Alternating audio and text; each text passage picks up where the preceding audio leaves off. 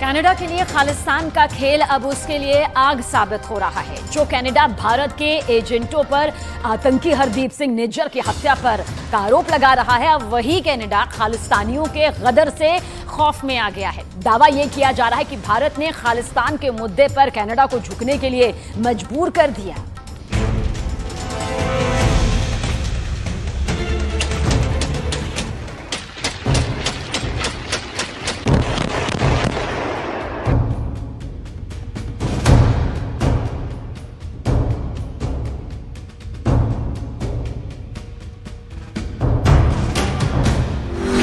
झुकेगा कनाडा, झुकाने वाला आ गया।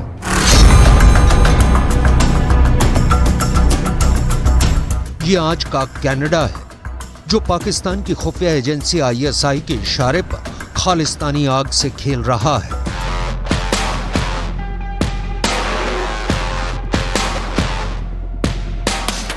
ये आज का कनाडा है जो भारत को खालिस्तानी आग में जलाने की साजिश रच रहा है।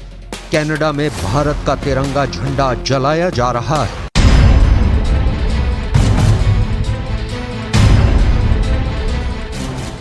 ये आज का कनाडा है जहां भारत के दूतावासों को घेरा जा रहा है। हिंदुओं को कनाडा छोड़ने की धमकियां दी जा रही हैं।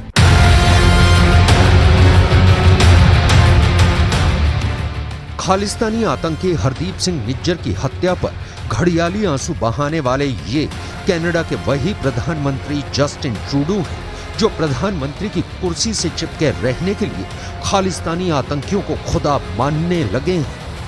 Over the past number of weeks, Canadian security agencies have been actively pursuing credible allegations of a potential link between agents of the government of India and the killing of a Canadian citizen, Hardeep Singh Nijjar. Khalistan को हथियार बनाकर Canada ने बहुत बड़ी गलती कर दी है।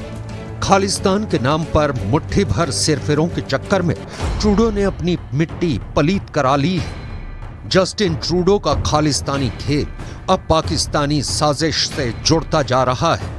खबर तो यहां तक आने लगी है कि पाकिस्तानी खुफिया एजेंसी ISI के इशारे पर खालिस्तानी आतंकी हरदीप सिंह निज्जर की हत्या की गई।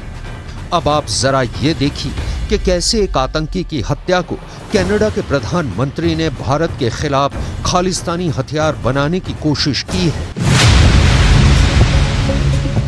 ISI की खालिस्तानी साजिश, कनाडा बना पाकिस्तान।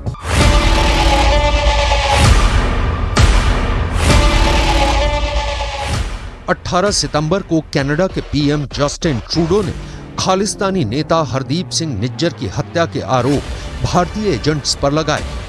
20 सितंबर को खालिस्तानी नेता गुरपतवंत सिंह पन्नू ने हिंदुओं को कनाडा छोड़ने की धमकी दी। 25 सितंबर को खालिस्तानी समर्थकों ने वैंकूवर में भारतीय दूतावास के सामने तिरंगे को फाड़ दिया। लेकिन जिस तरह से भारत सरकार ने कनाडा के प्रधानमंत्री के खालिस्तानी बयान पर पलटवार किया है, उससे खालिस्तानी आतंकियों के साथ साथ कनाडा भी बौखला गया है। UN जनरल असेंबली में भारत के विदेश मंत्री S जयशंकर के संबोधन के बाद कनाडा की तरफ से भी बयान आया है। S जयशंकर ने 26 सितंबर को संयुक्त राष्ट्र महासभा के 78वें सत्र को संबोधित किया था। इस दौरान उन्होंने आतंकवाद के मुद्दे पर नाम लिए बिना ही कनाडा और वहां के प्रधानमंत्री जस्टिन ट्रूडो को संदेश दे दिया था, जिसके बाद इसी मंच से UN में कनाडा के स्थायी प्रतिनिधि बॉब रे की प्रतिक्रिया सामने आई है। बॉब रे के मुताबिक विदेशी हस्तक्षेप के कारण उनके देश का लोकतंत्र खतरे में है। बॉब रे ने यह भी कहा, हम राजनीतिक लाभ के लिए द्विपक्षीय संबंधों के नियमों को तोड़ मरोड़ नहीं सकते हैं। कनाडा में विदेशी हस्तक्षेप के विभिन्न माध्यमों से लोकतंत्र किस हद तक खतरे में है। बॉब रे ने यह भी कहा, कनाडा राजनीतिक लाभ के लिए झुकेगा नहीं।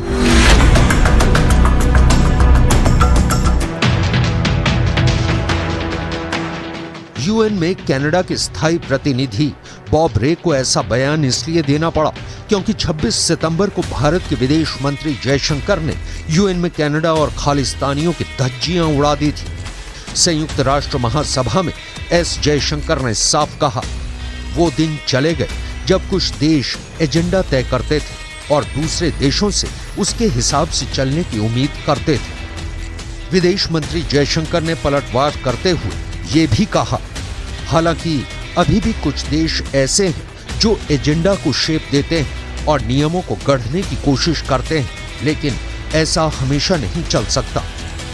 अब हम आपको ये बताने जा रहे हैं कि कैसे भारत सरकार ने एक तरफ कनाडा के प्रधानमंत्री की बोलती बंद कर दी है, तो वहीं दूसरी तरफ एनआईए ने 7 राज्यों में 51 जगह पर जबरदस्त छापेमारी करके खालिस्तानियों की कमर तोड़कर रख दी है। कनाडा भले ही कहे कि वो भारत के आगे झुकेगा नहीं, लेकिन भारत ने कनाडा को झुका दिया है।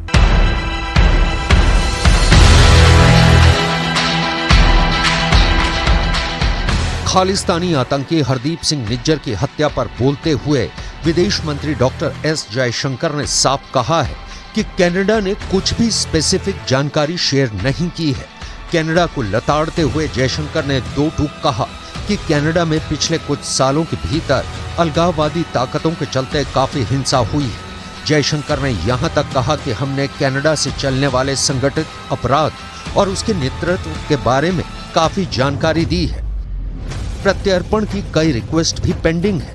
कई आतंकवादी नेताओं की भी पहचान हुई है, लेकिन खालिस्तानी आतंकियों के वोट बैंक के लालच में कनाडा आंखें मूंदे बैठा है।